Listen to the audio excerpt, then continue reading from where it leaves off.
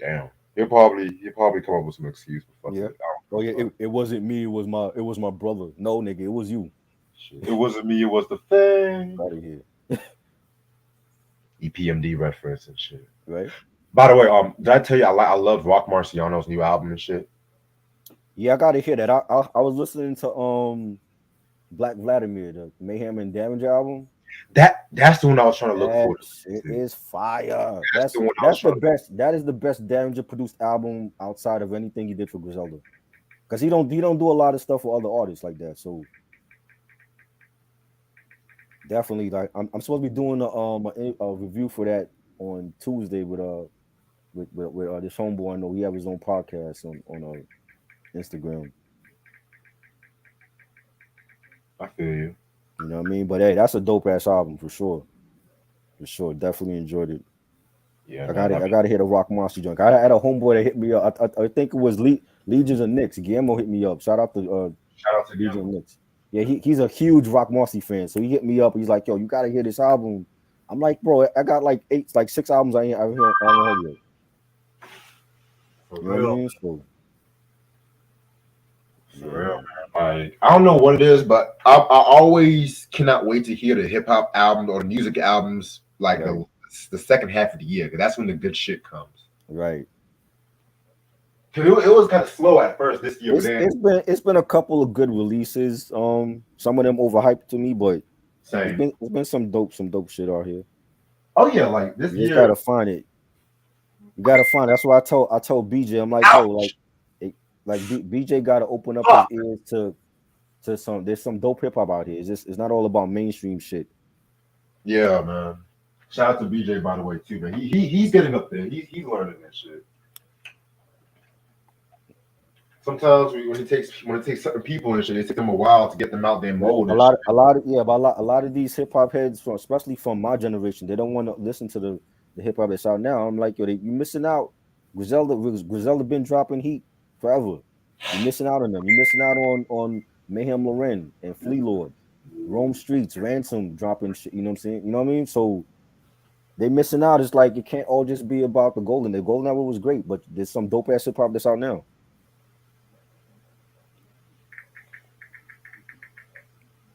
Exactly. Oh, Jesus Christ, man. Even like sometimes I even give like the mainstream a chance because I didn't expect me to like Megan's new album like that, honestly. I hear I you. just I because like I I said, already I'm not against mainstream. I'm not against commercial, but sometimes some of my favorite artists are commercial, but they still kept the integrity and shit, you know? Like Kendrick's commercial. and I heard Kendrick's album. I didn't really care for it like that. It was okay, but I think it was overhyped as fuck. Honestly, I got Pusha's album over Kendrick's, to be real with you. Definitely, same. I think Pusha's album was harder. I like Kendrick's too, don't get me wrong. Is it a bit overhyped? Yes, Fuck a yes. bit. They But was acting like he's the coming of Jesus Christ or something. Like what the fuck? see, every Kendrick album since Pimple Butterfly has been overhyped. I'm just gonna Yeah, be but real. they were great though. I don't feel like They this new were. album was great. They were great. They were. And people and it's like this. It's like Kendrick is like the one of the leading forces of hip hop today and shit like that too. Everyone's eyes are gonna be on Kendrick and shit. You know, if it's not Kendrick, it's Drake. But at the same time, too, Drake is not Drake as Drake authentic. ain't putting out. He ain't putting out his best shit no more. Nope. He ain't putting out those days are long gone now. He ain't putting out his good shit. I agree. Kendrick has some joints, but I don't think it was no great album like Pimp a Butterfly. Nah, nah, hell no. But I feel like it's in the lane of his own when it comes to Mr. Morales. Because I feel like to me, Section 80 and Good Kid is like one lane. Yeah. Um, Pimp a Butterfly, Untitled Unmastered, yes, I want to include that. And Damn, it's in another lane and shit like that. Every album is different for Kendrick, and that's what I Yeah, like. He yeah. don't try to make the same album over and over. Drake been doing that for how many years now? And then every time the album is not doing good, he's just like, oh, I'm trying something out from new album. Like Right. he's been saying that shit for the last past four No. projects. That Come on. is, his best shit is gone now, man. He's not making good music no more.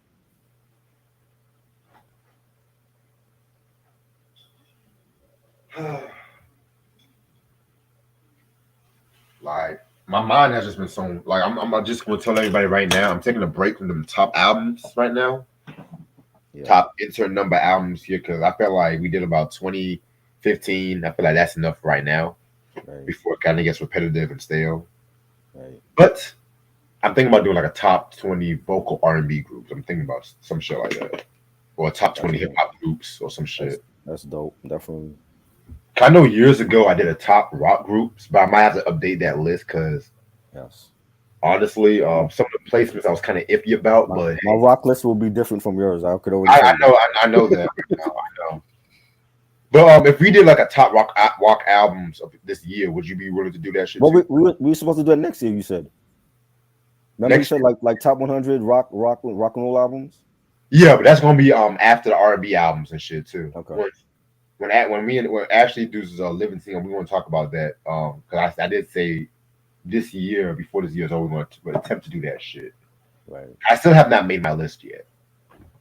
For what R&B? Yeah, My list is. I think my list is done already. I I know made you that months ago. Right? So 7 months my ago. list is done. My list is done already. So Damn, and it's gonna be from all decades too. I don't just want to include the 90s, but the 70s R&B was great. So I'll have a lot of 70s albums on that list. I actually have going to have some 50s too, like some Ray Charles, maybe Mhm. some Sam Cooke and shit. You know. Right. Damn, is everybody watching the VMAs tonight? I don't know why. Well, Shit, for Nikki, it's the Nikki show on there. I was watching Raising Kanan like this morning. I was rolling and shit. She won another award. I don't know what she won for. She ain't put out shit in years. What is she winning for? Winning the videos for? She put out some recent singles and stuff too. So, so y'all heard of Verse of the Year from Jay-Z? I didn't hear it. I don't like college, so didn't hear it. And I'm pretty sure it's not verse of the year. It's not. As a Jay-Z fan, it's a good verse, but every time he does some shit with Khaled or he's in a posse cut, everyone always acts like this is gonna be a monumental verse and shit. And I love Jay-Z. Obviously, they haven't heard Reasonable Doubt, because if you did, you wouldn't be saying that. Honestly, I feel like his best verse was the first and second verse of Nigga What Nigga Who. If you listen to the cadence and the flow and the wordplay, Right. him and Jazzo went in on that track. And yeah, I said Jazzo, yeah. He has many great verses, and it's from way back. People need to do their research. Exactly. Stop giving Kylie credit. Original flavors, Can I Get Open? Come on now. Exactly. 93. Hell, In My Lifetime remix. Yes. 95. I'm even take it further up. The first verse on Say Hello from American Gangster. Come on. But y'all worried about the guy, and he mentioned me and Meek never beef. Some shit like that. I was like, okay. Young G's verse from No Way Out. Ooh, he had the. I'm sorry, but he had the best verse on that track. The best verse, yeah, definitely. Because really, Biggie's verse, Puffy just put out some old freestyle and shit. Grammy Family Freestyle. I didn't care for that. Is that from that terrible Caleb album? Now that was when I think that was back in 05, 06 some shit. What's up, Mark? How you doing? I got the keys. I got the keys. Jesus Christ. I got the keys. I got the keys. And Cal's over here acting like he discovered Jay-Z. I'm like, fuck out of here. Right. Okay, I'm tired of niggas, yo. I'm like, really. This is why niggas smoke ganja and shit, honestly. Ronnie said I stopped watching VMAs since Kanye interrupted Taylor's. I think that was like one of the last VMAs I actually watched religiously. Really. Right. Facts. And I didn't even know the VMAs was on until Kanye did that shit. Facts. I woke up like 2:00 in the morning. I'm just like, oh, Kanye interrupted. They don't show videos no more. So why are they still having an award show? Exactly. For what? Well, they have BET Jams, MTV Jams, and all that MTV bullshit. don't show that shit no more. Not on their main channel. Not on their main channel, but on the secondary channels. But you got to find that on streaming. I'm talking about on their main channel. They don't show videos. They show fucking Teen Mom OGs, and these bitches are like 30 years old. Teen Mom, Jesus Christ, that show's still going on. Still on. And you know the VMAs be copying the BET Awards every single time and shit. Let's be real. Right. I'm gonna start in about 5 minutes and shit. Reviewing. Hmm. I could have sworn I had that Poetic Justice soundtrack. You know what? Do I have it on vinyl? Let me check, cause something's iffy. Yeah, you It's might have like that on vinyl. Check it.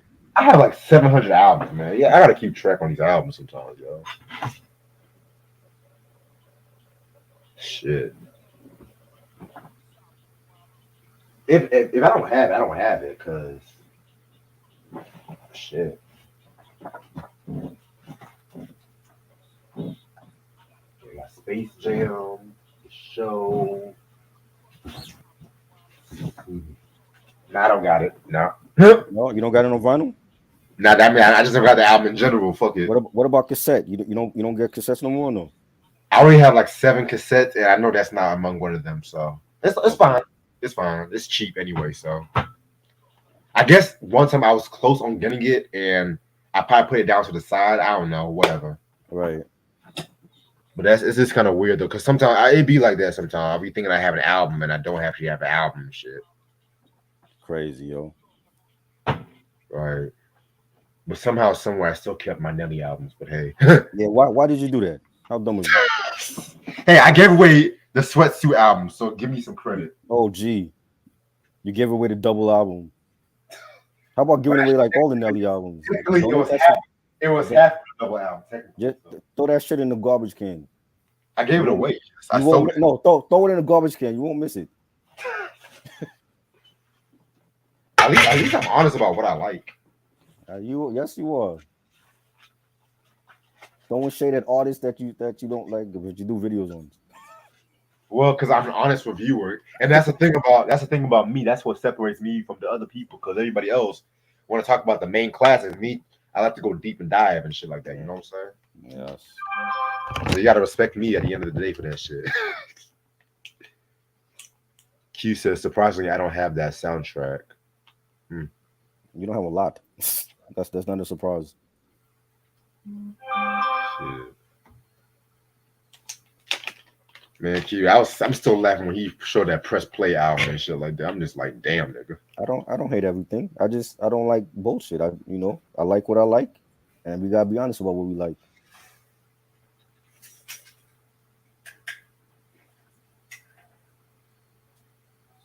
I got a nerve right now that's killing me. It's like my favorite middle finger. I got a nerve on that shit, and it's hurting me. I can't even What's stick that this from? middle finger up. What's that from? I think I was just moving some shit, and I banged my middle finger, Mm. and it's just been hurting me since and stuff like that. So, and this is my right hand middle finger. This is my favorite middle finger, though. I can't give my middle finger to my left hand. That shit looks kind of weak. So you've been too busy throwing up middle fingers to people. That's why. I think the last time I threw a middle finger up was like last Tuesday when some motherfucker almost hit me and shit, and then they were cursing me out. I waved at them and I flicked them off and shit. Wow. It's always the right middle finger. I love my right hand middle finger. That's the real middle finger I fuck with all the time.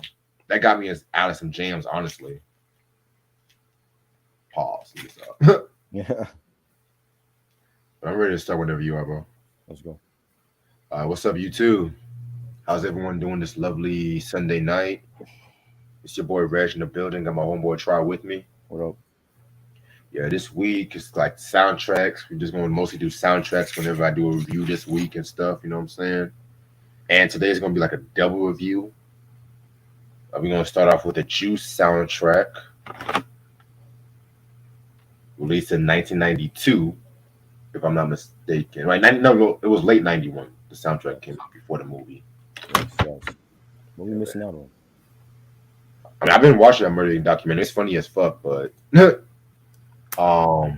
then what's the next album? We're going to talk about Poetic Justice. That soundtrack came out in 1993. Tupac movies. I know y'all happy about that shit, but hey. We haven't reviewed any of these movies, but we talked about these movies a lot. I mean, do we have to tell them about what Juice is at this point? They should know this the movie already, yo. Otherwise, y'all on the wrong channel then. You know. Right. Like I said, we haven't done reviews on Juice, but hey, we talked about this movie extensively. Tupac, Omar Epps, Sam Jackson. A bodega heist gone wrong. That's what it was. Right, right. A lot of rappers make cameos. EPMD, Yeah. Tretch. People. Yep. Yeah. So everyone, so y'all should know about that. Okay. So classic movie and shit like that too. You know what I'm saying? Yeah. But now we're going to talk about the soundtrack, which honestly might be one of my top favorite soundtracks, not just in hip hop, but just in music in general and shit. Now, when it comes to some of these soundtracks, some of these songs we might have talked about in the past. I'm not gonna spend too much time on them and stuff like that too. You know what I'm saying? But it is what it is. You know, singles album is known for Uptown Anthem, Naughty by Nature, which y'all should know that was not on the original version of the self-titled album. They re-released the self-titled album and they added that song. Right. Juice, Know the Ledge, Eric B. and Rakim, Big Daddy Kane, Enough Respect. Aaron Hall's Don't Be Afraid. I don't know why Wikipedia said it has 2 singles though, because there's clearly videos for a lot more of these songs, but Yeah, hey. they got it wrong. That's all. Right. Now the artists that appeared on the soundtrack, Naughty by Nature, Eric B. and Rakim, Teddy Riley and Tammy Lucas, MC Pooh. You guys should know him as Pooh Man and stuff like that. Big Daddy Kane, like I mentioned, Too Short, EPMD, Aaron Hall, Salt and Pepper, Cypress Hill, Juvenile Committee, Son of Berserk, Raheem, and the Brand New Heavies, and the DS Davenport. All right, I'm gonna show y'all the album cover. It's the album cover right here. It kind of sparked some controversy because they re-released the cover, but they try to block off on the gun that Bishop was holding, right, and stuff like that too. This is the OG. The OG one is when him holding the gun. Yeah, that's the OG one. The re-release is the one with them when he don't have the gun in his hand. Right. Which I don't know why they did that stupid shit. Like they scared about guns or some bullshit. I don't know. Right. White people, but hey. Also, the soundtrack was released on MCA under the Soul imprint and shit too. So and there's no MCA artist on here. I know That's weird. yeah, No Uptown MCA artists on here. Nah. Cause a lot of these soundtracks when they release on the labels and stuff like that too, the label just mostly sponsored it and stuff too. They just add like other people. If they want to add some of the label mates, they can, but shit, it just be like that sometimes and shit, you know. All right, let me pull up. Mind you, I didn't even write no notes for this fucking review, honestly. You know this about heart. Yeah. Some stuff I just jotted down and stuff like that, but I didn't really write hella notes, honestly. I ain't write shit. I ain't write shit for nothing. I know all these soundtracks already. Right. So we're gonna start it off with the first track, Uptown Anthem by Naughty by Nature, which a song that we talked about plenty of fucking times on this channel. It's a classic song. You know what I'm saying? One of my favorite Tretch performances he's ever done and stuff like that. You know what I'm saying? The song was so popular that it was added as a reissue for Naughty by Nature's second album. I know people say it's their first, actually their second album. The second. Subtitle. And the thing about that is like it kind of reminds me when Boyz II Men had the End of the Road song, which that was on the Boomerang soundtrack. The Boomerang track. Yes. But the song that was so fucking popular, they re-released Cooley High Harmony and they threw in that track right there too. So yeah, I've definitely felt that was pretty dope. Love this fucking track. A great song. You know, I wish it was originally added to that self-titled Naughty album, but a great song. Once you hear those pianos come on and the beat and the bass line, and you know, Tretch killed it. You know, definitely an underrated lyricist, and you know, I think that whole song to start off the soundtrack, it embodies the tone of the film and how and the mentality of Bishop in this film and You Yes. know, and they filmed the movie in Harlem. So Uptown Anthem, perfect song for Harlem, and it's a classic. Yeah, that's definitely a classic song.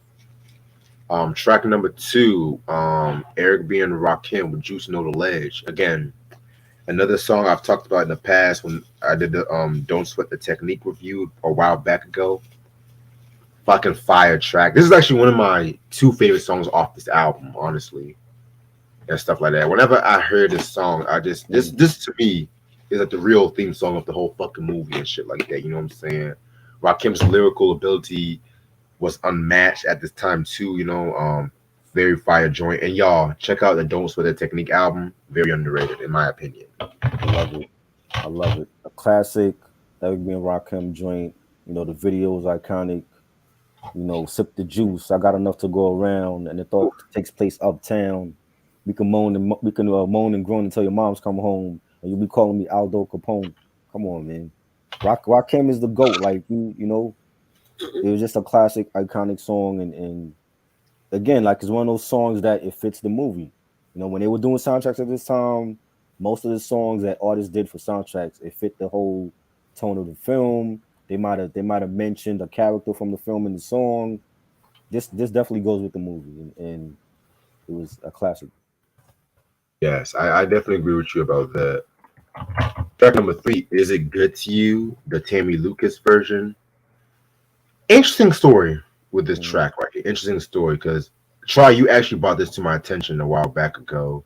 Yep. So the original version of this track was Heavy D and the Boys off the Peaceful Journey album, which to me Right. a very dope record and stuff like that too. You know what I'm saying? Very somber record. With Trouble T Roy dying, Hmm. and while preferably I kind of prefer the Heavy D version, but Teddy Riley he kind of slightly remixed this version for the soundtrack. He added Tammy Lucas, who actually did the hook on the original version of this track and stuff like that too.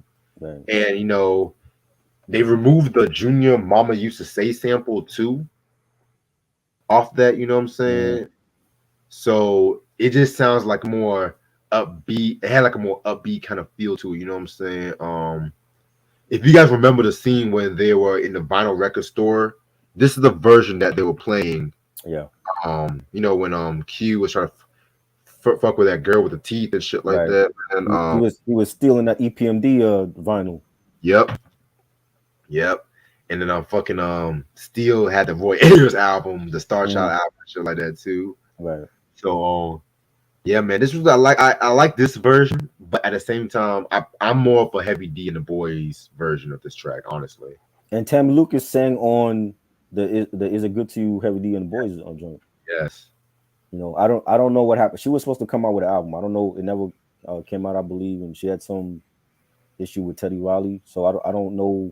I'm not surprised. Maybe Teddy felt like the track deserved to go to Heavy D instead. I don't know what was the issue, but I know there was some type of falling out with her and Teddy Riley. I know there was a recent interview I was glancing through and stuff like that, where it's like she talked about how the music business affected her career or some shit. Yeah, yeah, because she never got a chance to come out with anything. Right. So You know and who? there was a lot of R&B artists like that. So Vina Mojica from the Tribe Called she's another Quest. one, and people know her. She did a Don't even lot of get me chorus. The hook lady. She did a lot of hooks for Yeah, people. You know, she was on Helter Nocturnal, the therapy album track. She did stuff for Tribe. She was on what's the joint from Beats Arms and Life.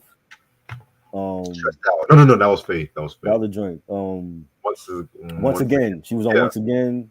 She was on I think Verses from the Abstract also on Low End Theory. She did a lot of hooks for people, and she never came out with an album.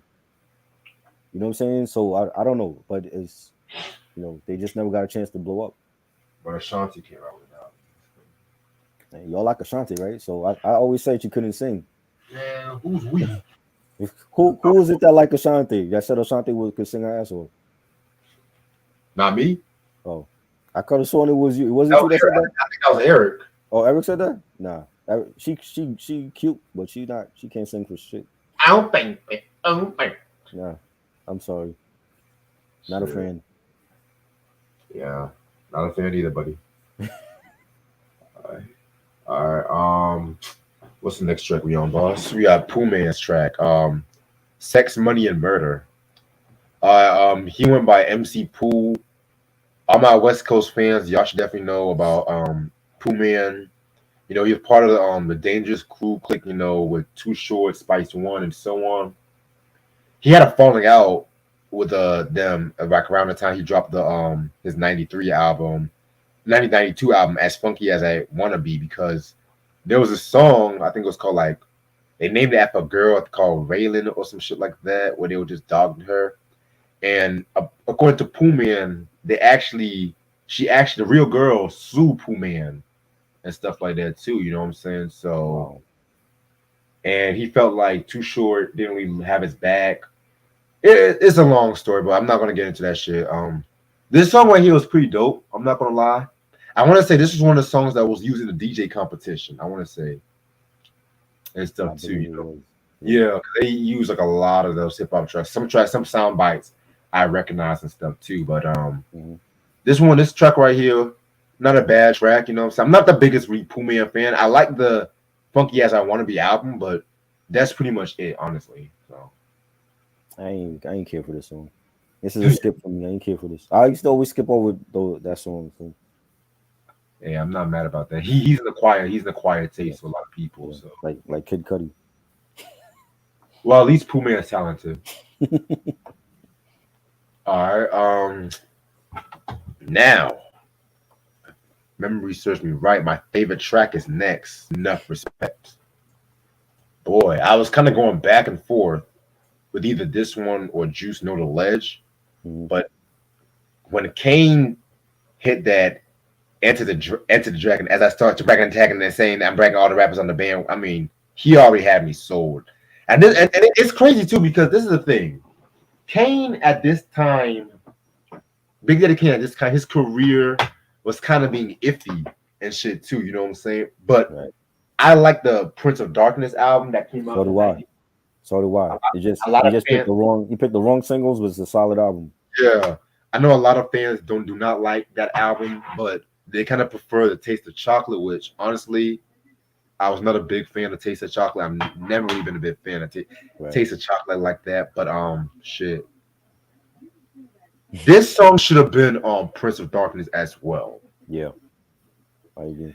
It's crazy because I feel like you know with Marley Marl not being at the rim and stuff like that too, like the creative force, a lot of them cold chilling Juice Crew cats was kind of falling on the waistline and shit like that. Yeah. But Coogee Rap, he still did his thing, you know, with Live and Let Die album and stuff like that too. Even though Warner Brothers try to fuck with that shit, that's another story for a different day. But yeah, man, enough respect. Fire ass track, my favorite. This might actually be my second favorite Big Daddy Kane song, next to Another Victory and stuff like that too. So fire. I love his rapid fire flow that he had on this, and 91. This is when Prince of Darkness came out. You know what I'm saying? And it's a great it was a great album. I didn't like the singles he picked on. He definitely was going for that radio play with that album, but definitely a dope album. And I do feel like Enough Respect should have been like a bonus track on that album. Yes. And I love the video for it. He's like, I think he's like in leather, like purple leather or some shit like that. And Yeah, like that yeah, like bandana a purple. like a purple bandana on and all that. And but it was definitely a dope song, one of the best songs from the soundtrack. They have a remix for this also. The The remix remix was was cool, but yeah, it wasn't needed. it wasn't needed, right? The remix is okay, but I like the original version for this. Definitely. Um, and it's crazy too because this is what pisses me off. Mm, The next track is "So You Want to Be a Gangster" by Too Short, and again, that was on the Shorty the Pimp album. right, It's going down. That was on Business Never Personal. Why the fuck wasn't this right. on Prince of Darkness? What the fuck? Well, I mean, I see at that time when they made soundtracks, they wasn't putting every song from the artist on their album. Some artists did that, but True. there's a lot of artists that they didn't put their soundtrack songs on their album. Right. Which You know, I get it, but at that time, Prince of Darkness commercially was not really up to right, standards like that. So you would think right. they did that sound, they would re-release it. I'm just wishful thinking. That maybe that's Mhm. just me. I don't know. No, you're right. I mean, but that's what make the soundtrack so special because you're getting exclusive songs that are not on the album. Right. You know, You're right. if you look at the Panther soundtrack, none of those songs Kendrick did ended up on his albums. That You is know what I true. mean? So And people even say that's a de facto Kendrick album, like how right, Lion King. Well, that Lion King was a de facto Beyonce album because it was, right. yeah, like the Bodyguard soundtrack was a de facto Hmm. Whitney album. Yeah, because 'Cause Whitney didn't put none of those songs on her albums. well, yeah, true. But she produced every song on that album too, so Right, or had a hand in producing. I don't know about producing every song, but had a hand in some shit. right, Yeah, so I consider that more Whitney album than like Waiting to Exhale or right. Preacher's Wife, because that was only had like one Whitney song and shit, or two Yeah, Whitney songs. But that's another story for a different day. You said our thoughts on Enough Respect, right? yeah. Okay, Great song. great song indeed. All right, track number 6. So You Want to Be a Gangster by Too Short. Again, another song I talked about when I did Shorty the Pimp. I love this song. This was around the time the Shorty the Pimp album to me was a very dark album for Too Short. He was talking about a lot of gang culture.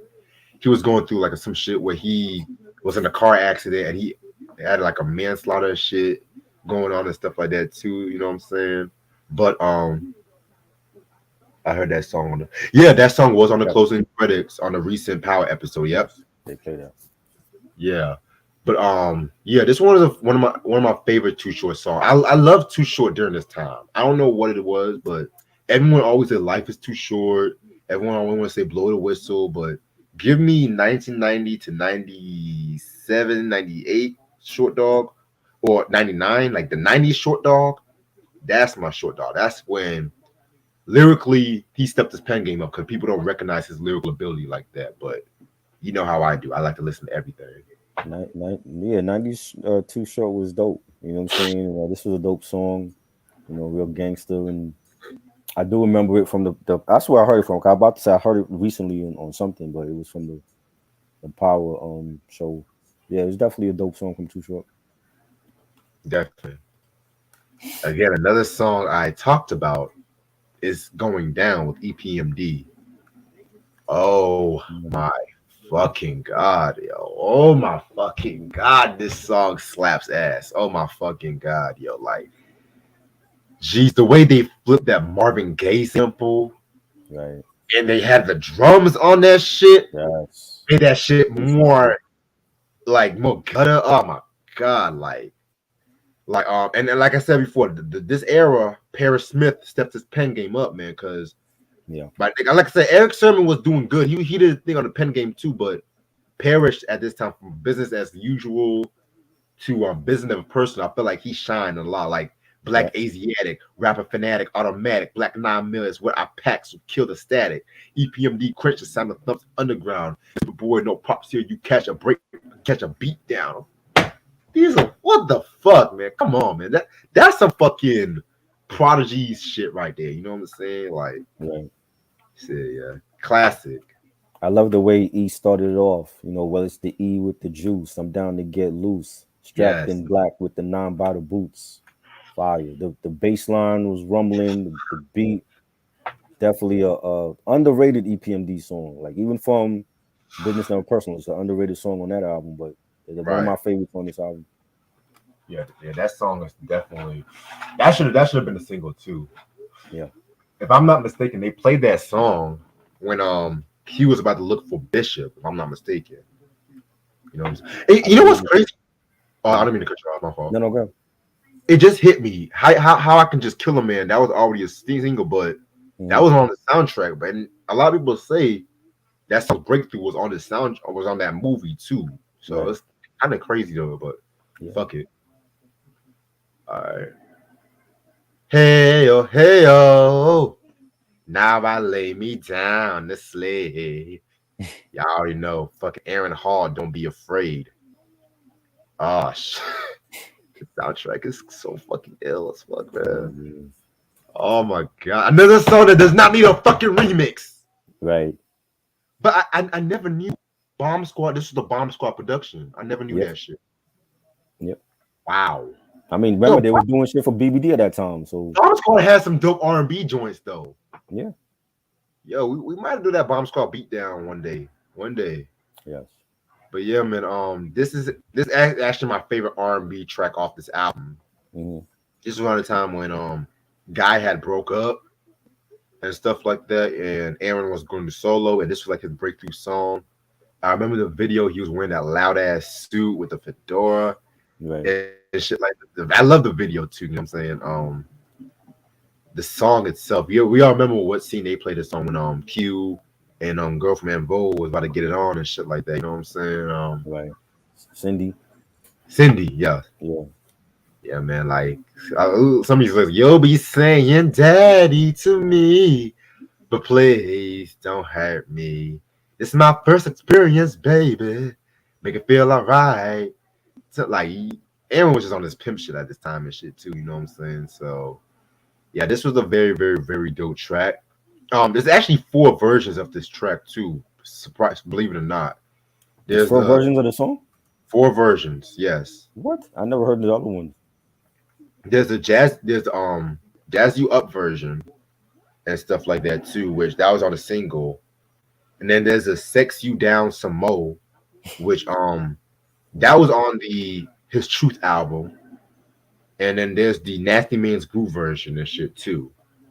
So, but honestly, the original version, that's the one you really need. This is another song that does not need a remix. Yeah, that's crazy. Don't be afraid. I think it's a great song. Like Aaron Hall, one of the best R&B singers all time. You know, came from a legendary group like Guy, and you know, I love the song. I mean, you the one that told me about the whole underage thing. I didn't know about that at all when this shit dropped back then. Oh So, yeah. when you hear it now, it's like, damn, R. Kelly I ain't the know only these one. lyrics are questionable though. I'm not gonna lie. R. Kelly ain't the only one. So, Chill. you know what I mean? And what's crazy is didn't he have like some type of beef with R. Kelly? Yep. He said R. Kelly stole his style. Right. Yeah. I mean, I don't know, but it's So a many dope things I song. can say. So many things I can say in response to that. But Were they fighting to get the underage group on their side or what? you know what? Let's go on to the next song. Let's go on to the next Oh song. man, We not doing this shit tonight. We not. man. He's gaming on you. This is Salt and Pepper. Very dope track. You know, this was around the time when Black Magic came out, and it kind of had that Black Magic in between Black Magic, very necessary kind of feel to it and shit too. Mm-hmm. Oh, I forgot to mention the producers. Naughty by Nature, Rakim, Teddy Riley, Ain't Banks, Jerry G. Wiz, Hank Shockley, EPMD, Herbie Lovebug, DJ Muggs, and Brand New Heavies and shit. And of course, Lovebug did this joint too. So Mm-hmm. not my favorite Salt and Pepper song, but I love the beat. You know what I'm saying? I love the beat. I think it's dope. Dope song. Again, another song that they didn't put on the album, so you can only get it on the soundtrack. And basically, you have like Salt and Pepper talking about a guy that's playing a chick, and telling the chick, like, wise up, sister, he's playing you. She says, don't let him tell you off or sell you off. You're better off without him. Don't give a damn about him. Ain't nothing dope about him. So they basically, how they were kicking that empowerment for women back then, and just letting women know, like, yo, don't get played by these brothers out here. You're not the only chick that he's talking to. Mm-hmm. He's gaming on you. Basically, it was like a game for them. And bitches, they played that in the movie also. They did. I forgot what scene though, but Yeah. I do remember that song in the movie. All right, I'm Shoot 'Em Up, Cypress Hill. Love this fucking track. You know what I'm saying? Yes. Definitely an underrated track off this album. Mm-hmm. Stuff too. You know what I'm saying? Muggs, DJ Muggs, man, I love that beat. That ding, ding, ding, ding. Ding, ding, ding. Right. Ah, yeah. I even like Set Dog's verse on here. You know what I'm Mm-hmm. saying? He said, "Niggas want to play with the pistol. You make me get pissed though. You'll get a fistful. Make you eat knuckles for your knees buckle." Yo, Cypress Hill, Rock and Roll Hall of Fame today, man. Come on, Definitely. make it happen. They did a lot of fucking shit. Oh yeah. They did a lot of fucking not just for hip hop, but crossing over to the alternative crowd too. So, Yeah. but They had a hell of bullshit. They had Green Day added there before Cypress Oh Hill. So Lord. what does that tell you? Oh But, boy. whew, almost burned myself. Shit. I love the song. The song. This song could have been on the first album, self-titled album. So it had that sound to it, and Muggs at his grimiest with the beats and Mhm. the vintage Cypress Hill song. Honestly, I can even see House of Pain on this joint too. Yeah, for sure. Yeah, man. I'm gonna be real with you. The last four tracks, they were okay-ish, but I'm gonna Yeah, run by these. I agree. Juvenile Committee Flip Side Whack. I like the beat for that, but they didn't stay around long enough. Nah. You know. Now I'm believe it or not, the Son of Berserk song. Wonder why they I think it's called Wonder What Could Be Better, Bitch. That's actually my favorite out of the four tracks. Uh-huh. Son of Berserk. I mentioned them a couple times on this channel. For them, they were a hip hop group and stuff like that. Well, named after Son of Berserk. They were kind of affiliated with Public Enemy Yeah. and shit like that too. They dropped the Berserk album, which that was a very cool but weird album for the time too, because that was when the Bomb Squad was kind of going through their whole experimental kind of phase too. Right. But it wasn't as Marley Marl house experimentation, if that makes sense. Because, like I said, the R&B joint that they did for other people, I fucked with that shit too. You know what I'm saying? So, Right. and mind you, that was the only album they came out with until 2010 and stuff too. Mhm. So, Facts. yeah, man. So I do like that Son of Berserk song. We do need to talk about that one day. Yeah. I remember when it came out. I never heard the album when they dropped. You know. Yeah, Yeah, it man. was. It was okay. Yeah, it was all right. Raheem, does your man know about me? Kind of whack. Yeah, I ain't care for that. Yeah, wasn't Raheem one of the characters' name on in the movie? Yeah, the light skinned dude, I was thinking that shit. I was like, the one that got shot by Bishop. I was thinking of that. I was like, hold on, wait a minute. This is You tripping know, me out. the light skinned dudes ain't getting no respect. We had Kareem in New Jack City. He got fucked up. You know, Fuck, Nino blamed him for everything. They ain't get no respect in the movies, yo. I'm weak. The last track, people get ready, brand new heavies, and Dia Davenport. Honestly, I fuck with brand new heavies, but they're not like one of my all time favorites. I can just pump to. Right. This one was alright. Yeah, it was good. I've always been a fan of theirs, like just having like a live band and doing hip hop stuff, R&B and all that, and it was cool. It's not one of my favorites, but it was a good song from them. Right. Yeah. Overall, this is a very dope soundtrack. You know what I'm saying? I definitely felt like this soundtrack has a nice mixture of the music popular at the time. A lot of rappers got their breakthrough from this record and stuff like that too. Cypress Hill, of course. You know what I'm saying?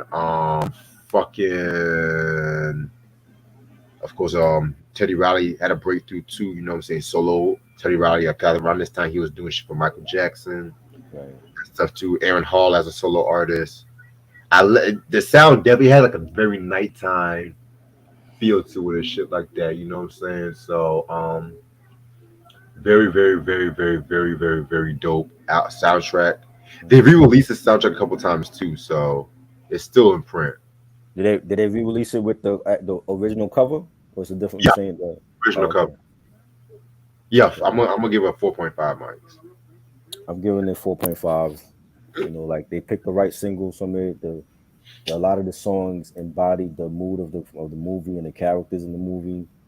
And there's just a lot of classic, artists on it. You had Kane and Rakim on this album. Naughty by Nature, Salt and Pepper, Cypress Hill. You know, it's just a great. And you had a mix of East and West Coast artists on this soundtrack. So again, like that East Coast West Coast shit didn't start until Pac and Big was beefing. Before then, everybody had all love for each other. So we gotta remind ourselves about that. Like, yeah, 2 years later, Poetic Justice came out. I mean, we already did a whole breakdown. We explained what Poetic Justice was. Janet Jackson, Tupac, Virginia King, Joe Torre. We already know all that shit. We Yeah. educate these motherfuckers and shit. Mhm. Now the soundtrack. I'm gonna pull up the album cover because like I said, I thought I had his album, but I think God's playing tricks on me today or some shit. I don't know. But soundtrack right here just screams 1993. You know, this one's kind of a bit more on the R&B side too when it comes to this soundtrack. Shout out to Newbie, just hit me up. Shit, damn, where was I? Okay, so John Singleton movie.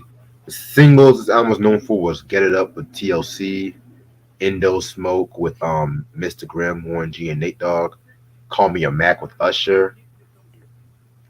It's not on this record. I'm just gonna say "Again" by Janet Jackson because I kept fucking playing that song over and over again. Yeah. Jesus Christ, I don't even like that. They kept like when they would show the video, they would show from Poetic Justice soundtrack, and it was not on the soundtrack. Yeah, and I think they did that. I think it wasn't on the soundtrack because of label issues. Because you know how I think at that time she was on Virgin Records, right? At that time too. So, but it has the Stevie Wonder "Never Dream You Leave in Summer" too. So that's pretty interesting.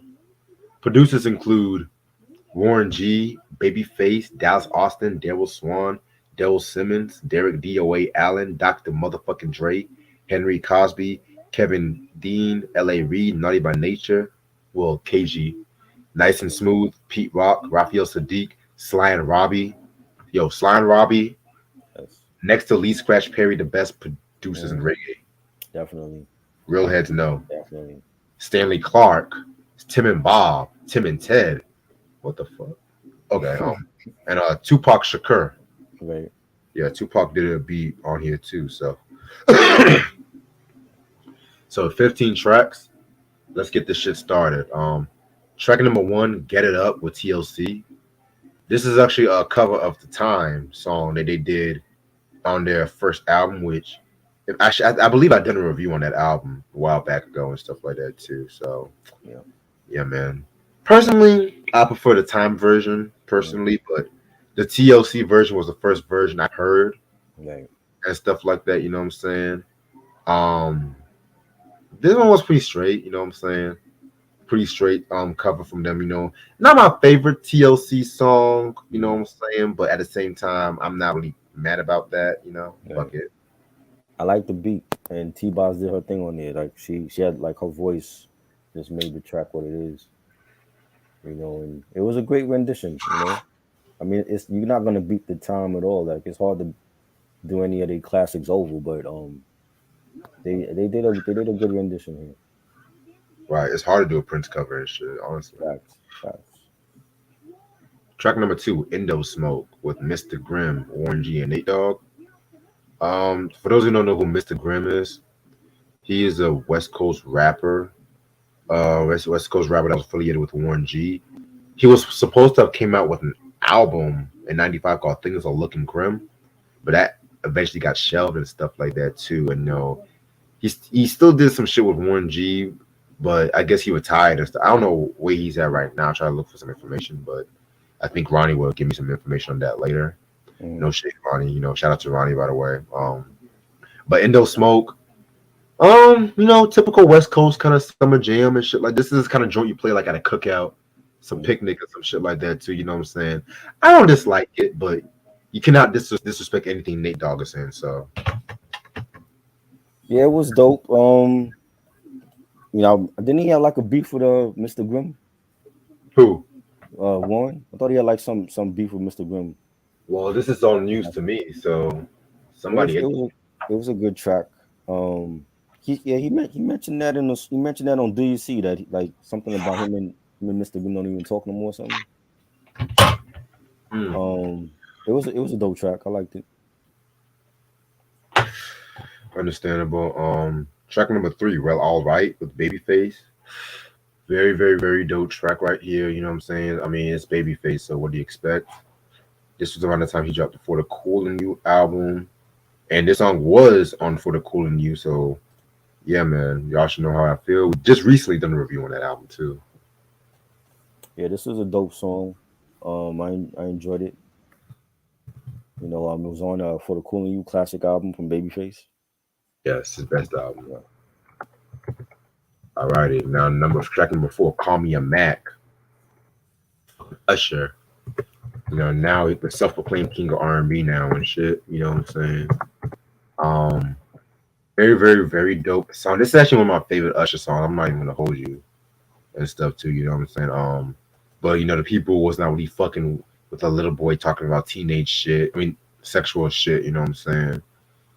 Plus, at this time he was down with Puff at this time too. So y'all know how that shit goes. Yeah, yeah. I remember this was like I remember seeing this video for on the Video Soul when it first came out, and he was like what 13, 14. Yeah, So we didn't know he was gonna be a star after this, but he did his thing. Definitely a dope song. definitely. Track number next 5 is "Waiting on You" with Tony Tony Tony. Very, very, very dope track right here. This was around the time they did Sons of Soul. I love the instrumentation that they used when it came to this record right here. I loved Raphael's production and singing on this run too. So yeah, this one is a very, very, very dope record, and one of my favorite 2020 records at that time too. Always loved this joint. This is dope. I like it. It's a good Tony song, and this they didn't put this on Sons of Soul, right? I don't think they put this on there. They should have put it on there. That was a dope song. Yeah, very dope song indeed. I track number 6, "One in a Million" by Pete Rock and CL Smooth. Believe it or not, this is actually my favorite song off this album and stuff like that too. I forgot they did a joint. They did like a lot of soundtrack joints this year. They did Menace to Society, Who's the Man, One in a Million. I mean, One in a Poetic Million. Justice and shit like that. You know what I'm saying? Baby. To me, Pete Rock stole the show. I felt like he definitely had the best verse and stuff like that too. Like that's the thing, y'all motherfuckers be sleeping on Pete Rock on the fucking mic and shit like that. He's actually a dope spitter and Right. stuff too. So Definitely. yeah, CL Smooth did his thing too, but it was a Pete Rock show really. I like the chorus he's singing. One in a Million. Funk for you, baby. Love that. Love the. That's an underrated Pete Rock and CL Smooth joint. Again, they did so many soundtracks that they never put those songs on their albums. You know. I agree. Blame Electra for that, but hey, they didn't really market him as well. But they still did get on the hip hop audience, but pop audience they didn't really do numbers.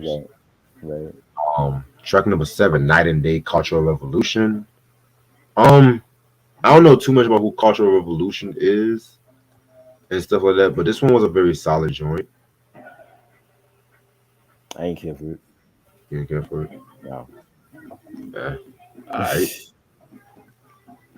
Alright. Next joint we got is "Poor Man's Poetry" with Naughty by Nature. Very dope track right here, in my opinion. This was a nice little banger right here. You know what I'm saying? Shout out for Tretch because Tretch wrote Vinny's verse and Vinny did his thing on his track too. You know what I'm saying? So Yes. very, very dope joint. It definitely sounded like something that could have been on 1903. He even mentioned 1903 in the beginning of the song. You know what I mean? And this must have been like one of them like leftover joints from those album sessions, and Tretch killed it. He said I used to choose to watch Batman to do the opposite on the axe tip because I knew he ain't have enough to tuck that cape and fuck that bat bitch. The Yeah. only way is anyway, so roll with the flavor. Never gives you a favor, so hit the verse and form your favorite neighbor. Tretch's flow was just dope, man. He's in a lane by himself. Yes. Shit. Yeah, man. Tretch. There wasn't nobody touching Tretch, man. No, Track number 9, "I've Been Waiting" with Terry and Monica. Terry and Monica, they were a group that came from the New Jack City group called the Girls. They were signed to Uptown Records. Yeah, Uptown Records and stuff like that. I'm gonna be quite honest. I've never really been a big Terry and Monica fan like that. right. I know they appeared on a lot of joints, but their music I never really gravitated to their music though. But this Mhm. one's alright. It was cool. I mean, they're another like group that they didn't get a chance to shine when they came out. So you know, Right. Alright. Next track, "Niggas Don't Give a Fuck" is with the Dog Pound. Um, Interesting story about the track though. So originally, they were supposed to have a Snoop Dogg song on the Poetic Justice soundtrack, but this was like before Doggy Style came out, and Suge Knight, he didn't want Snoop's first appearance being on the soundtrack and whatnot too. So Mhm. he let the Dog Pound do a song on the Poetic Justice soundtrack and stuff like that too. You know what I'm saying? Just to get them hyped for the Dog Food album. Well, Dog Food because they did a song on Above the Rim with the Big Pimpin' song, which to me that was like the true Right, Big Pimpin' and What Would You Do? I think What Would You right. Do was Murder was the Case soundtrack. So Yeah, I feel like '94 was more of like a breakout year when it came to the Dog Pound and stuff like that too. You know what I'm saying? right. So this one was a pretty solid joint. Not my favorite Dog Pound song, but honestly, I feel like Lady of Rage definitely had the best verse and stuff too. So Hmm. Yeah, this is dope. It's a dope record. Got a dope pound. They did their thing. I like the beat.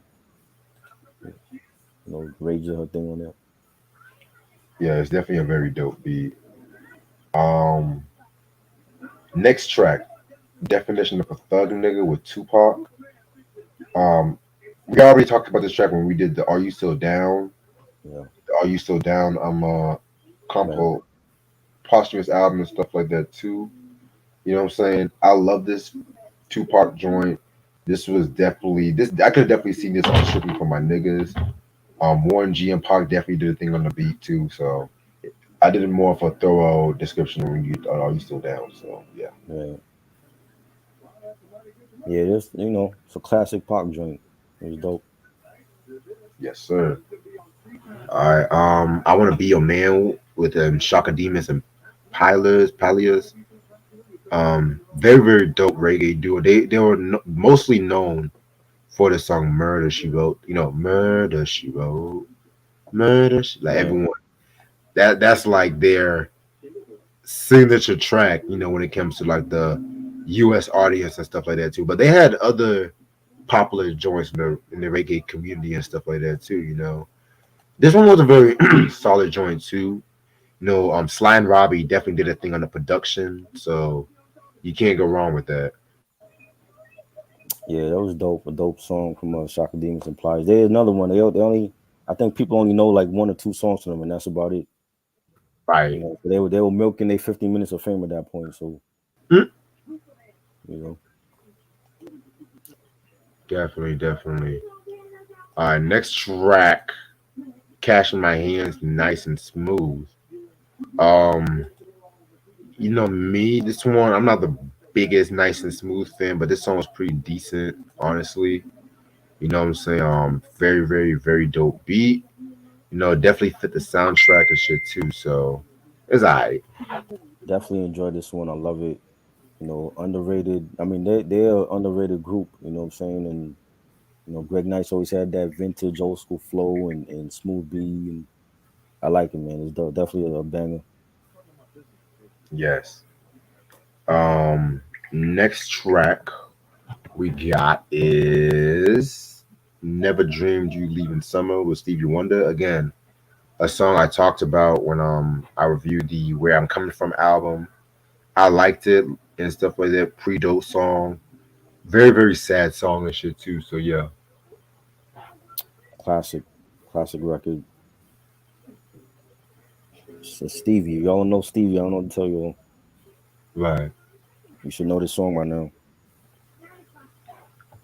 And the last track, Justice's Groove. This is like a jazz track from Stanley Clark and stuff like that. You know what I'm saying? So it's alright. It's alright. Nice way to end off the album and shit. That was cool. Should have been on the score for the film, if anything. It should have been what? On the score for the movie. Right. Should have been on that. Yeah, man. But other than that, this was a pretty dope soundtrack and stuff like that too. Yep, it was dope. It was a Definitely. very, very, very dope soundtrack. Nice mixture of hip hop and R&B. Even though this was more on the R&B side of things and stuff like that, I definitely felt like it definitely had that summertime cookout kind of feel. So I'll give this a 4 mics. Yeah, four mics for me too. Definitely got some great artists, Naughty by Nature, P Rock and Still Smooth, TLC, Dog Pound. It was great. Definitely. Oh man. That's all the soundtracks we're doing. Probably gonna stay on for a couple of minutes and shit. Oh, Jesus. You gonna see that movie, the Honk for Jesus movie next week? Nah, Nah. I don't like the trailer. No, it's not for me. I didn't care for no pilot, so I'm like another Jordan Peele film. I'm good.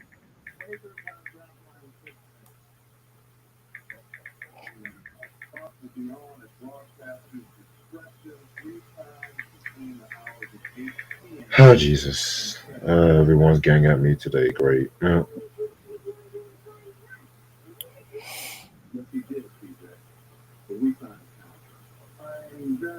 Alright. Shit. What y'all talking about in the chat?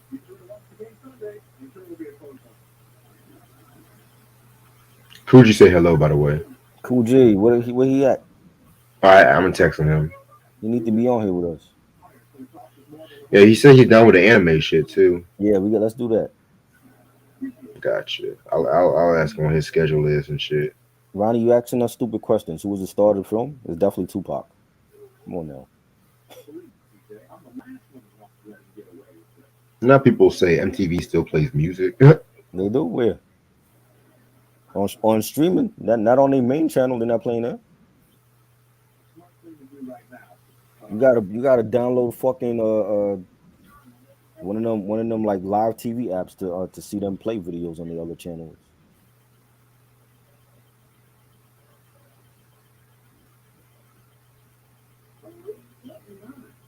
Right. What do you think about the Jimi Hendrix album Crash Landing? That must be a posthumous album. I never heard that. That shit ain't real. It's not a real album.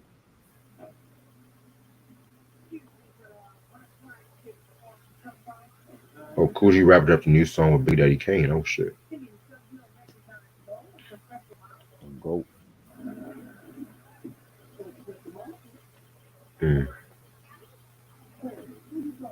Yeah, tomorrow, 11 o'clock. Is 11 o'clock a good time for Living Single breakdown? That's good. Okay, cool. Yeah, the longer waited breakdown and shit. And I just finished my notes like yesterday too. So Here come Moonflower with his stupid questions now. mindless self-indulgence. What the fuck is that? Hey, tell you a stupid question. I'm not reading nobody's stupid question no more. Don't ask me stupid shit. You're gonna get a stupid answer. I thought you said mindless behavior. I was about like, hell no.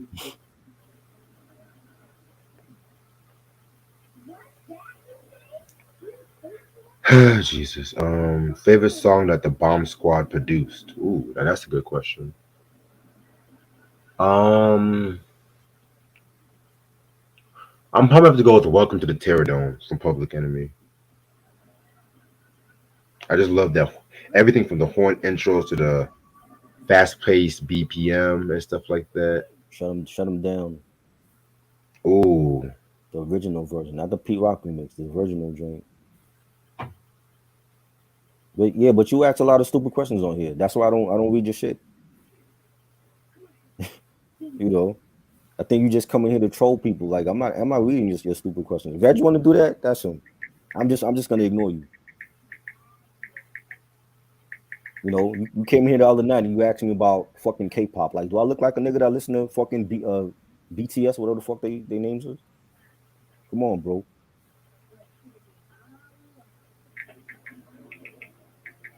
I'm still laughing about that shit. You know, like I'm not gonna read your shit, so don't get mad. I'm just not gonna read it. And you know me, if I already answered the question, I'm not reading that shit. Cause I just don't like repeating my fucking self. That's one of the signs of insanity. Oh, Jesus Christ. Jesus Christ. Cannot wait for this. Wish me luck. I got a job interview on Thursday. Gotta make that bread. Q said, I heard K-pop. I wasn't feeling it too much. K-pop is like them Asian boy bands and some shit, right? Yeah. Or whatever. I don't know. Why would we listen to that? Like, look at this shit that we talk about. We don't talk about BTS over here. We on the wrong channel.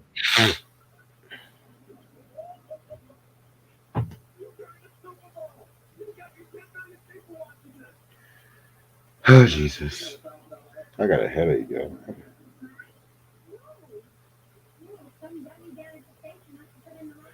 Okay, Urban Hang Suite or Embria? Now that's a good question. And Urban Hang Suite. MVS is most underrated album to me though.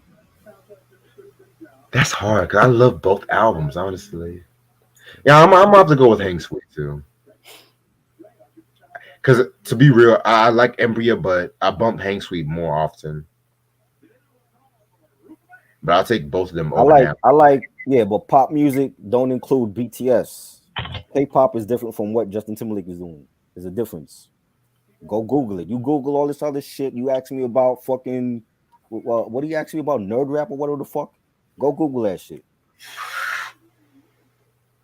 Culture Club and Wham is not the same as fucking BTS. You should know that. Mm. Again, we don't. You on the wrong channel. We don't discuss BTS and K-pop on here. So you want to go find some other channel to talk that talk about K-pop. We don't do that shit. You and your fucking nerdy rap. Q said favorite jazz album. Hmm. On top of my head, Miles Davis, "Bitches Brew," but that can subject to change. What about you, I Sean? like that album that Easy Mobile did for him. Oh, the one from '91. Yeah, That's a very underrated album. I even consider that like a hip hop album too, to an extent. right. Hell, if I would have done like a top hip hop albums of '91, that might be an honorable mention, just based off the production. Because without that album, we probably wouldn't have the Jasmine Jazz series, Right. or even like the shit the Shades of Blue album Madlib did. Fire. Us three. Remember us three?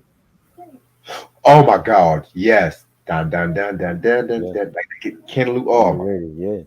bro, Bucks. I was so close on getting that album too, but Yeah. some hipster got to be. Underrated. Underrated. Ronnie said Bob James Nautilus or John Coltrane Love Supreme. Ooh, see, this is the questions I like to talk about. This is Yeah. the question. Not fucking K-pop and This shit. is the questions I like to hear.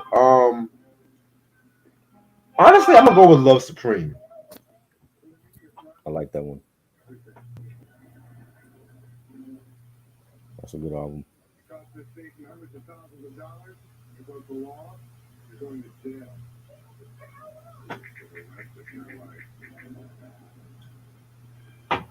Favorite VMAs moments when they was at their prime. Q said. Oh, do I How have a would he favorite? know? How would he know when they were in their prime? He wasn't born yet. How would you know?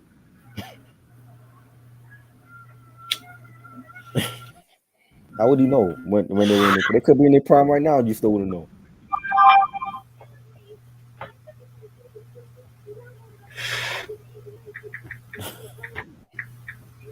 My favorite moment was when Madonna jumped out of that cake in '84. That was my favorite moment. And she had the white lace on, like a virgin ever. One of my favorite moments was when 50 Cent cussed out Fat Joe on stage and shit. I don't remember that. When was that? That was like I probably didn't. 2005. Yeah, I probably didn't see that one. He cursed out Fat Joe on stage. Yeah, because it happened because they were beefing at that time, and Fat Joe said some shit like, "I want to thank 50 Cent. I want to thank all the police, courtesy of G Unit or some shit like that." You know what I'm saying? Then 50 performed his shit. He's like, "Fuck." Wow. Most of it was bleeped out and shit. It was like, "Fuck Fat Boy, pussy, bleep, bleep, bleep." Wow. That was hilarious, boy. Elephant in the room.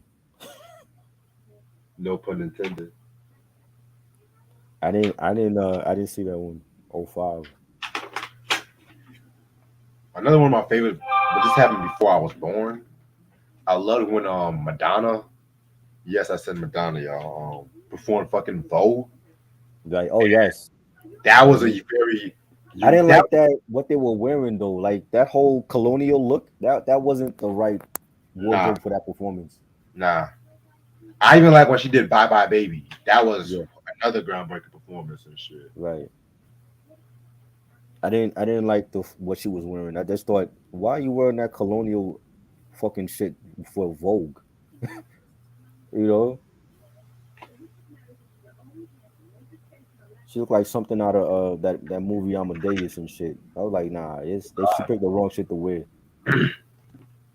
Yeah, that was a Not, good one. That was a good one. not Amadeus, boy. Shit. Amadeus, no Amadeus. Oh, Jesus Christ. Jay-Z won the best rap video. Is my favorite VMA moment. Ronnie said, dope. What was that? 01? What was that? Yeah, when was that, Ronnie? Because I'm thinking maybe '03, but I could be wrong. When he first performed H to the Izzo at Lincoln Center. That was Ooh. '01. That was a good and he had the Jordans on with the throwback Jordan jersey. That was a good one.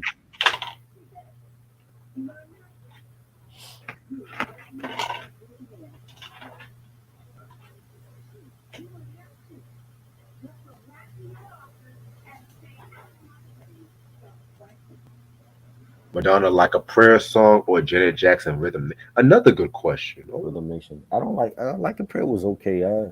Not one of my favorite Madonna albums. And then you her talk about fans the love song. her fan. We talked about that album. Her fans love that album. I'm like, I don't think it's a classic. I feel like it's an arguable class. It's more You think influential. so? Do Well, you to the think point. that album is more influential to compared to bedtime stories or Like a Virgin? Well, not as influential as like a version, but it's more influential than bedtime stories. You think so? Yeah, Before for what? Why is it more influential? What because of the video? not because of the video, just because like I guess because that was at the time when '89, like a lot of like pop records was going topical, and people saw that as more like a mature album compared to like a version, True Blue, all that crap. I love Hell, I True even Blue. heard many people True say Blue they is loved yeah. that album. Like I thought she, True Blue was great. That's a I I don't was know never I don't know. She had big hit, Open Your Heart, Lies La Bonita, Papa popping up. Don't Preach. Yeah, I, that was a huge album for her. I don't understand how fans don't mention that album compared to her other shit. I'm like, y'all crazy. I don't understand how her fans don't mention her '90s shit minus Ray of Light. That one too was a great album. So maybe it's just us. Because like I said, I like '90s Madonna. I know a lot of people said '90s Madonna was I trash. love 80s and 90s. 2000s up until to me she only had two great albums. She had the music album and she had Hard Candy. All of that other shit in 2000s was terrible, Ow, fuck, But she was still coming out with shit because she's Madonna and people want to see her. But her 2000s albums are terrible, terrible. trash. 80s and 90s Madonna for me. That's it. Cruz said, "LL, I shot your remix or 4321. Oh, I shot your remix. Yeah, I shot you had a harder beat, but 4321. I mean, anybody on that posse joint was even Master P had a dope verse on that. Yes. Cannabis verse started that whole concert, that whole beef with him, and Da, da, da, da, da, da.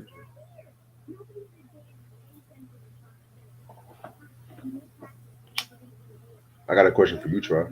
so Sheena Easton or Cindy Lauper? Cyndi Lauper, come Yeah, on, man, she's so unusual. Come on, that's a pop classic album right there, I agree. you know. And I mean, and you know what threw me off about her back then, like it's like her whole style was like she looked like a homeless lady. You know what I'm saying? Like the shit that she was wearing, she was all over the place, but she could sing her ass off. You know what I mean? When you hear like time after time, classic ballad, you know, and she just was in her own lane. Like again, like this is at a time when Pop music was great. Not like when motherfuckers ask me about K-pop. I'm like, that's a fad, bro. That's not gonna be around in another 5 years. You know, Like half look of at them, half of them Korean motherfuckers can't speak English anyway. You got like one motherfucking in BTS that can speak English. I wouldn't be surprised if somebody else on them songs besides those motherfuckers. Yeah, they're not lasting long. That's a fad. Cyndi Lauper, when we had artists like Culture Club and Cyndi Lauper and Wham, and that was timeless pop music. They don't make pop music like that no more.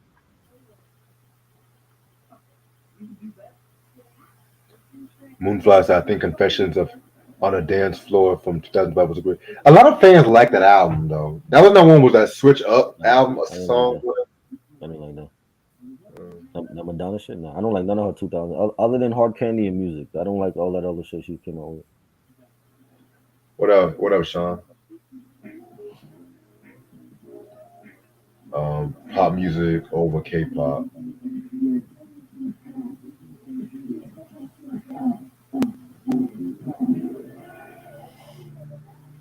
Tears for Fears was great too. Yeah, They did that song, "Change the World" or some shit. everybody wants to rule the world. Oh, okay.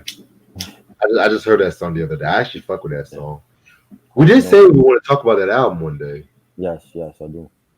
I have to get it first. I don't have that album. Gotcha. Hall and Notes, 80s Hall and Notes for me. 70s. Well, actually, honestly, this is me. 76 to 83. Mm-hmm. 'Cause I'm a little bit of both. 80s Hall and Notes. Any Hall and Notes from the 80s was great to me. Sarah Smile, I Can't Go For That, Man Eater, any of those songs. Don't forget One on One. One on One, all of those. Private Eyes, Private Eyes, they're watching you. Classic. Best duo of the 80s. I even Definitely. love I even love their Live at the Apollo album. Yes, I had that on my mom had that on cassette back in the day. Cause I think the Temptations showed up for that show. Yep. Yeah, I remember that. My mom See used to play that around the house and shit.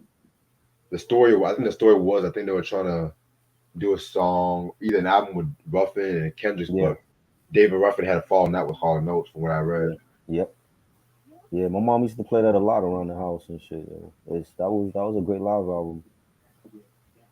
Daryl Hall's energy is so amazing. You think BTS could do a live album like that? Nope. Do you think Ed Sheeran can do a live album like that? Hell no. Ed Sheeran definitely can do that. He's a great live performer, and he plays his own instruments. Eh, He plays his own instruments. I don't like He Ed definitely Sheeran. could do that. I know you don't like him, but I fuck with him. But he's not like pure pop music though. He's like he crosses different genres. Give me Sam Smith over Ed Sheeran. Sam Smith is great. I like him too. Definitely. Rick James, Ebony Eyes, or Fire and Desire. Fire and Desire, my nigga. Come on, man. I love Ebony Eyes too because Good Nas is great too. the video's That hilarious. video don't make no sense, bro. Crying for more. But why do I still have this album cover up? I'm stranded on an island and shit. First of all, who would trust Rick James and Smokey Robinson as pilots? First of all, Right? With that beat second, up playing? second of all, and this is what kills me. How they gonna have them fancy ass fucking suits and shit like that already packed up, and then all of a sudden they're gonna call their girls over to the fucking island. Then who's gonna rescue them fucking people from make that make sense, man? Hey, Okay. I'm saying. See, cocaine, man. Cocaine bought out a lot of shit. Cocaine bought out a lot of shit for these motherfuckers and shit, man. I like churches too. I fuck with churches. They had like a more like synth sound to their music. Who? Churches. Who the fuck is Churches? It's a group. Shit, man. See, I'm getting into some new music. When y'all put me on to some new music, man, I You're like not it. gonna like them because you I mean you don't fuck Well, with a lot of the synth pop. how you know? How you know? I don't. I'm. How you know? You like the synth pop artists from like the 2010s. You really gonna like churches? Oh wait, they synth pop from the 2010s. Yeah. Well, actually, I like Tame Impala though. I do like Tim Impala. So Okay. are they like trippy, psychedelic? It's synth electro pop, synth pop. I'll give them a shot. I'll give them a shot. Okay. I forgot. I'm not gonna like shit. Y'all funny as fuck tonight. Y'all. Shit.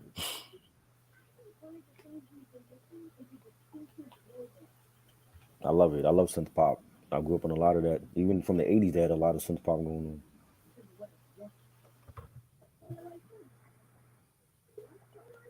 Oh, Jesus Christ.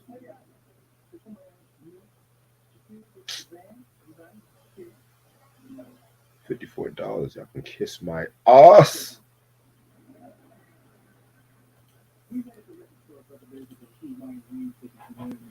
Y'all pay that when I get paid for that.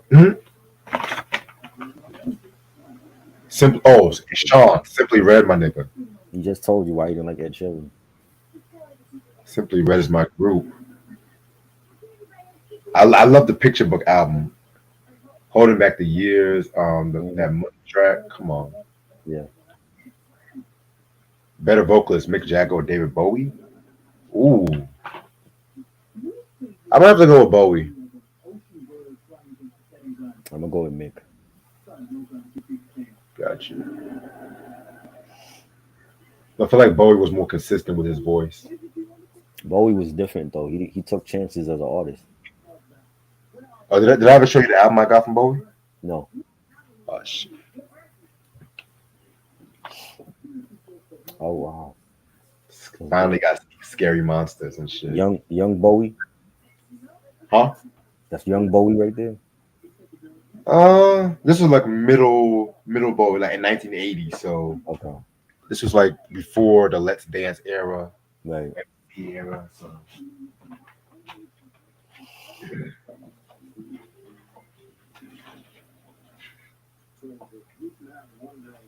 Jesus Christ. I might probably stay on until 11:52 because I didn't get a fucking call I wanted at the moment. So fuck it. Ed Sheeran is overrated. Thank you, Ronnie. Thank you. One of the best. Love him. Love his albums.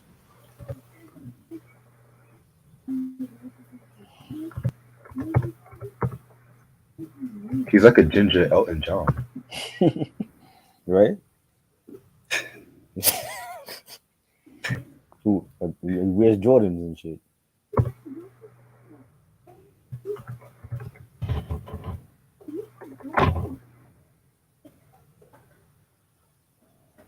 Let me pay this stupid ass parking ticket.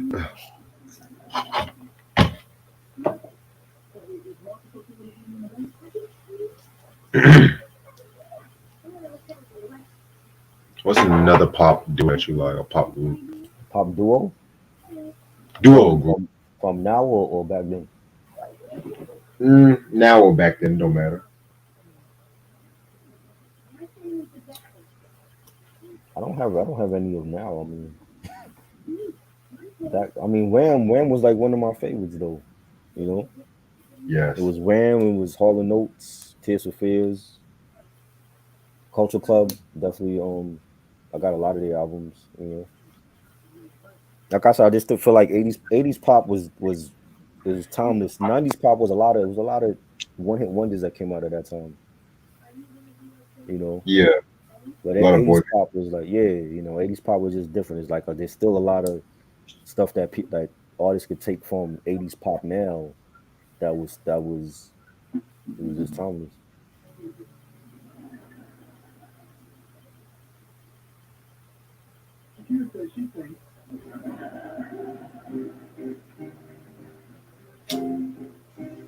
Better guitarist, Santana or Jimi Hendrix? I'm definitely going with Jimi.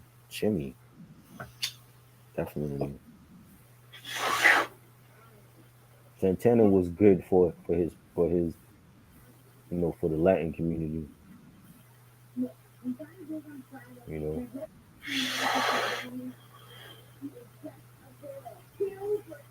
Ron Isley did a remake of classic Make Me Say. Yeah, yo, I heard that joint, Ron. That was pretty alright.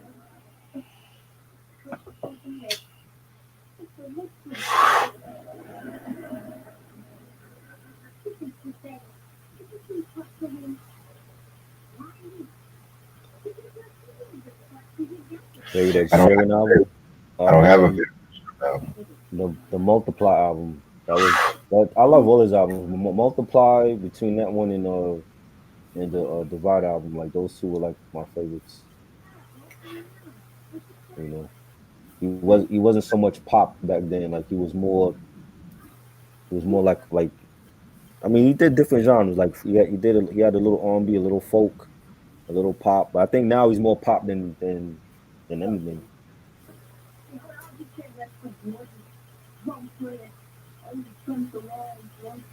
A little hip hop on there. You know, he rhymed on a couple songs. You know, Clutch was good, bro. Clutch. Let's go Knicks. When we getting Donovan Mitchell, yo.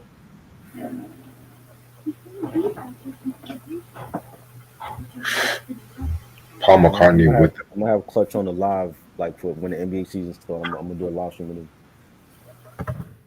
that would be dope. Yeah, Paul McCartney with the Beatles or with Wings? Definitely with the Beatles. I never really was a big Wings fan like Beatles definitely. That's became famous with. Definitely. Yeah, but they didn't do an album together though. They did a couple songs. I'm talking about like a real pop duo, like Paul and Oates, a real duo.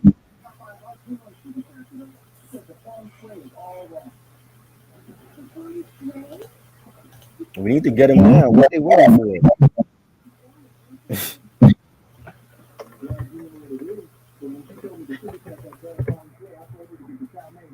They holding up their deal over some draft picks. Come on, man. It's not like they drafting LeBron James Jr. in the future. Like, give away those drafted picks to Utah. Let us get that superstar that we need. that. Yeah. Hmm? Oh no, I just paid a bill. Oh, So I'm gonna rip this motherfucker up. What about Michael Jackson and Stevie Wonder? They were a great duo. Of they only did a course. couple songs though. They didn't do a whole album.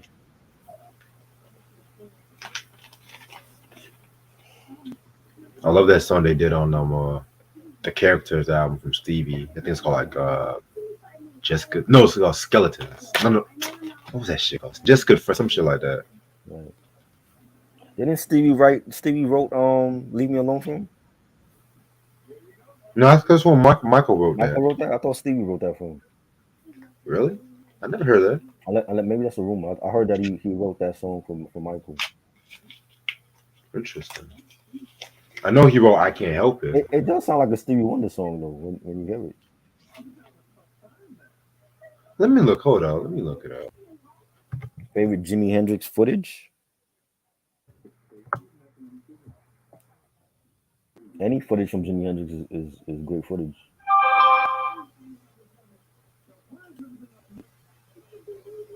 I'm gonna go with Woodstock though. Woodstock, his performance of Woodstock was great. I loved when he was on the Lulu show and Mm, him and the Experience performed a cover of right. the Sunshine of Your Love. Mm-hmm. But yeah, Michael wrote that shit. Oh, Michael wrote that. Okay. Yeah, So Stevie and co-wrote it with him on the thing. not from what I remember. No.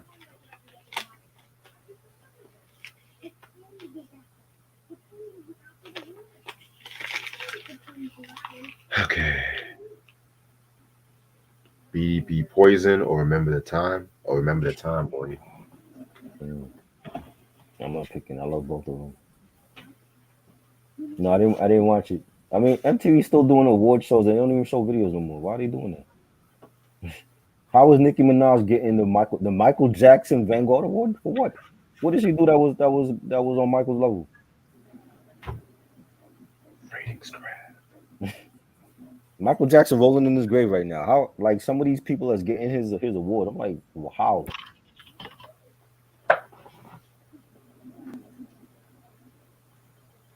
You think if Michael was alive, he would collaborate with Nicki Minaj?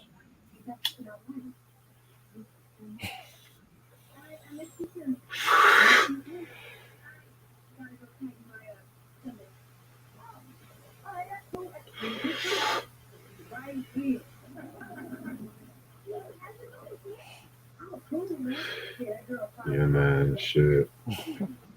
I haven't watched the VMAs in years.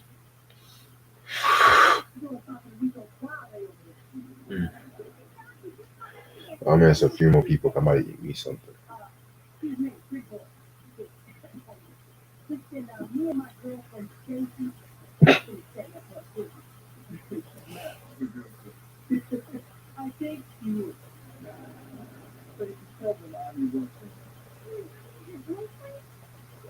Just scandalous.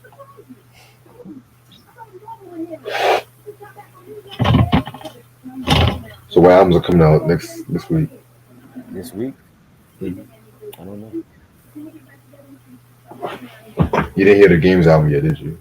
No. Did you ever hear? Yeah, I told you I liked it. Oh yeah, you did say that.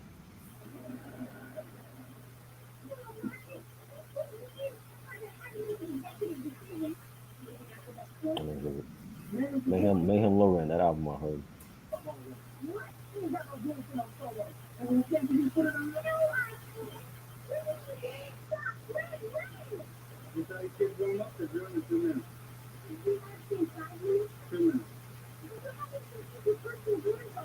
I guess that's the Lifetime Achievement Award trial by how Malcolm Mickey Mouse. That song is called Never Gonna Get It.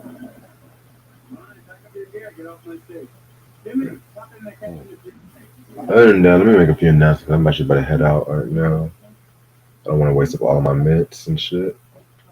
Alright, so tomorrow 11 o'clock is gonna be a living single breakdown, true definition of black excellence and stuff like that. You know what I'm saying? Ashley's of course gonna join us. I believe Mike may join us too. So yes, talking about living single and shit too. So really cannot wait for that. Other than that, I hope y'all have a very good night. Appreciate this try as usual. No doubt. Yeah, man. I'll hit y'all up later. Peace. All right. Peace.